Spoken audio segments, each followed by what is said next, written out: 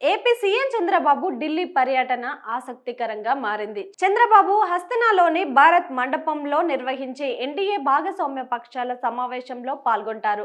అలాగే గురువారం రాష్ట్రపతి భవన్ లో నిర్వహించే నీతి ఆయోగ్ 11వ గవర్నింగ్ కౌన్సిలింగ్ సమావేశానికి హాజరవుతారు.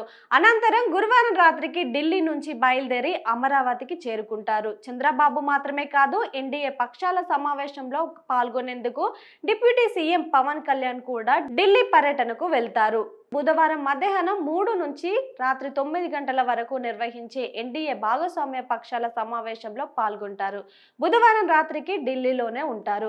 రాష్ట్రపతి భవనంలో గురువారం ఉదయం 9:15 నుంచి సాయంత్రం 5 గంటల నిర్వహిస్తున్న నీతి ఆయోగ్ 11వ గవర్నింగ్ కౌన్సిలింగ్ సమావేశంలో పాల్గొంటారు. గురువారం రాత్రి 9 గంటలకు బయలుదేరి అమరావతికి వస్తారు.